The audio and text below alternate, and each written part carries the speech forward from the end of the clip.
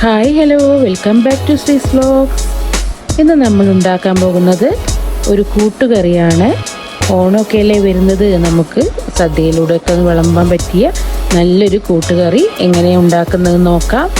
അതിനായി ഞാൻ എടുത്തിട്ടുള്ളത് ചേനയും കായയുമാണ്. ഇനി അതൊരു പാത്രത്തിലേക്ക് ഇട്ട് കൊടുക്കാം.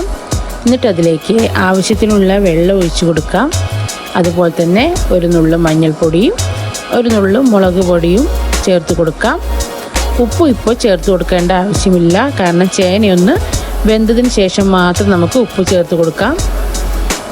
ചേനയൊക്കെ നന്നായി വെന്ത് വന്നിട്ടുണ്ട്. ഇനി നമുക്കതിലേക്ക് ആവശ്യത്തിനുള്ള ഉപ്പ് ചേർത്ത് കൊടുത്തൊന്ന് നന്നായിട്ടൊന്ന് ഇളക്കിയെടുക്കാം. ഇനി അതിലേക്ക് നമ്മൾ ചേർത്ത് കൊടുക്കുന്നത് കടലയാണ്. കടല ഒരു കുക്കറിലിട്ടിട്ട് നമുക്ക് നന്നായിട്ടൊന്ന് വേവിച്ചെടുക്കണം. അപ്പോഴേക്കും അതിലേക്ക് ചേർക്കാനായിട്ടുള്ളൊരു അരവും കൂടി തയ്യാറാക്കണം. തേങ്ങയും ജീരകവുമാണ് ഞാൻ അരച്ചെടുക്കുന്നത്. ഇപ്പോൾ നമ്മുടെ കടലയൊക്കെ നന്നായി വെന്ത് വന്നിട്ടുണ്ട്. നമുക്കത് കൂടി ഇതിലേക്ക് ചേർത്ത് കൊടുക്കാം. എന്നിട്ട് നന്നായിട്ടൊന്ന് ഇളക്കി ഒന്ന് കുറുകുന്നത് വരെ വെയിറ്റ് ചെയ്യാം.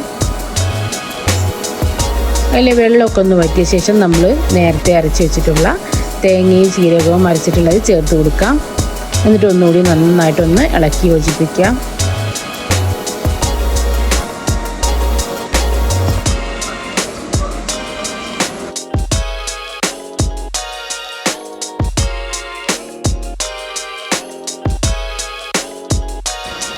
ഇനി ഒരു പാനിലേക്ക് വെളിച്ചെണ്ണ ഒഴിച്ച് കൊടുക്കുക. അതിലേക്ക് ഉഴുന്നുപരിപ്പും കടുകും ഇട്ട് കൊടുത്ത് ഒന്ന് പൊട്ടി വരുമ്പോഴേക്കും നമുക്കതിലേക്ക് കറിവേപ്പിലയും വറ്റൽമുളകും ചേർത്ത് കൊടുക്കാം.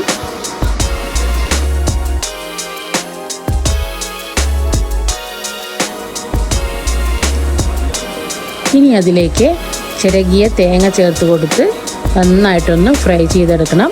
ഒരു ഗോൾഡൻ കളറാകുന്നത് വരെ നമുക്ക് തേങ്ങ ഒന്ന് നന്നായിട്ടൊന്ന് ഫ്രൈ ചെയ്തെടുക്കാം.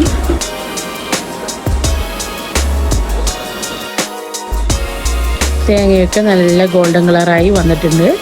ഇനി നമുക്കതിലേക്ക് കുറച്ച് ശർക്കര കൂടി ചേർത്ത് കൊടുക്കുക. എന്നിട്ട് ഒന്നുകൂടി നന്നായിട്ടൊന്ന് ഇളക്കി യോജിപ്പിക്കണം.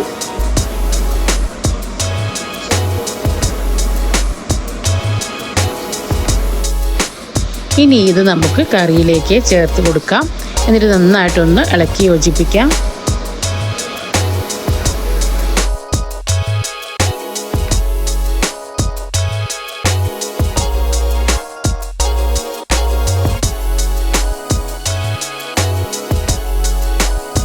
ഇനി അതിലേക്ക് നമുക്ക് 1 ടീസ്പൂൺ കുരുമുളക് പൊടി കൂടി ചേർത്ത് കൊടുക്കാം. എന്നിട്ട് ഒന്നുകൂടി നന്നായിട്ടൊന്ന് ഇളക്കി യോജിപ്പിക്കാം.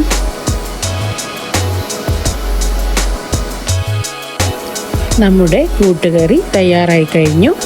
വളരെ എളുപ്പമാണ് ഉണ്ടാക്കാൻ. ഈ ഓണത്തിന് എല്ലാവരും ഒന്ന് ട്രൈ ചെയ്ത് നോക്കണം.